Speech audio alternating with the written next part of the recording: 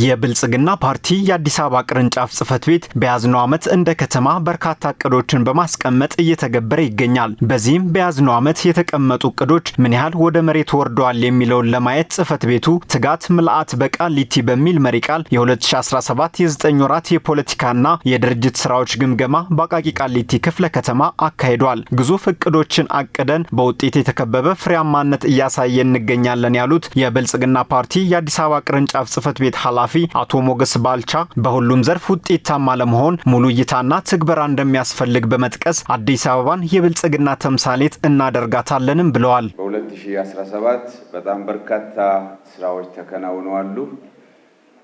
ተለቅ ያሉ እቅዶችን አቅደናል። በእነዚህ ስራዎች ውስጥ በየወቅቱ በየኳርተሩ እየገመገምን የከተማ አስተዳደራችን ሁለንተናዊ ልማት ሁለንተናዊ ብልጽግና እንዲረጋገጥ ለማድረግ በርካታ ስራዎች እየተከናወኑ ይገኛሉ። አዲስ አበባን የብልጽግና ተምሳሌት እናረጋለን።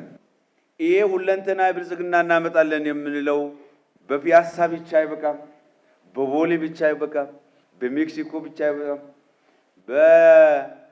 በለሚ ኩራ አይበቃም፣ በሌሎች ሁሉም ክፍለ ከተሞች ጋር በመናረገው ብቻ አይበቃም። ሙሉ እይታ ይፈልጋል ማለት ነው። አዲስ አበባን ለነዋሪዎቿ ምቹ ከተማ ለማድረግ በሁሉም ክፍለ ከተሞች ስሟን የሚመጥን ልማት እየተሰራ መሆኑን ያነሱት ኃላፊው የመዲናዋን የብልጽግና ተምሳሌትነት እውን ለማድረግ ሁሉም በተሟላ ትጋት መስራት እንደሚገባም አሳስበዋል። አዲስ አበባን ከነበረችበት ጉስቁል ካለችበት አቧራ ከሸፈናት ከተማ አጽድተናት አስውበናት እንደ ስሟ አዲስ አበባ በማድረግ የብልጽግና ተምሳሌት እናረጋታለን። የሀገራችን ከተሞች ተምሳሌት እናረጋታለን። ዘመኑ በውድድር የተሞላና ከጊዜው እኩል መራመድ የሚያስፈልገው በመሆኑ ጠንካራ ተወዳዳሪና ተመራጭ ፓርቲ ለመገንባት በተሰራ ስራ አበረታች ተግባራት መከናወናቸው ተነግሯል። 2017 በዝግጅት ምዕራፍና በተግባር ምዕራፍ ባለፉት 9 ወራት ጠንካራ የፓርቲ ተቋም ለመገንባት ፓርቲውን በአሰራር ለማዘመን በቴክኖሎጂ በግብዓትና በሰው ኃይል ሁለንተናዊ መልኩ ለማጠናከር በተሰራ ስራ ምሁራንን በስፋት በመመልመል ነባር አባላትን መልሶ በማደራጀት በፓርቲና በመንግስት ተግባራት አንጸባራቂ ውጤቶችን ማስመዝገብ ተችሏል። የብልጽግና ፓርቲ የአዲስ አበባ ቅርንጫፍ ጽህፈት ቤት በልማትና በመልካም አስተዳደር ተግባራት ተፎካካሪ ፓርቲዎችን ባሳተፈ መልኩ ከመስራቱም በላይ የማህበረሰብ ተሳትፎ ላይ ጉልህ አበርክቶ እያደረገ ስለመሆኑ የጽህፈት ቤቱ አባላት ይናገራሉ።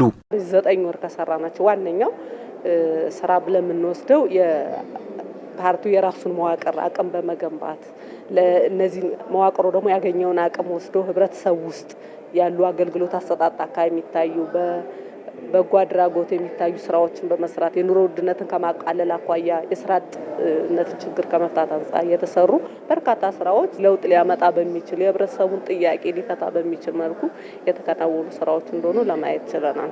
ባለፈው 9 ወራት የተፎካካሪ ፓርቲዎቻችንን በደንብ ተቀራርበን እንድንሰራ ያደረግናቸው ስራዎች አሉ።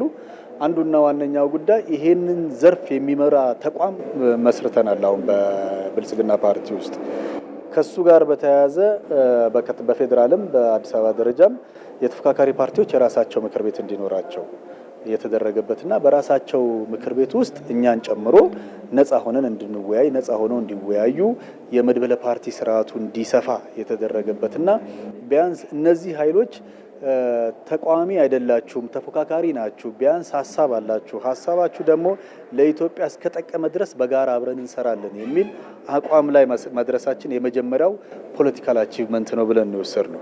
የ9 ወራት ትግበራ በታሰበው ልክ መሰራቱ የተገለጸ ሲሆን የ2017ን ቀሪ ጊዜያት የታቀዱ እቅዶችን ለመፈጸም ሁሉም በትጋት መስራት እንዳለበት በግምገማው ተመላክቷል።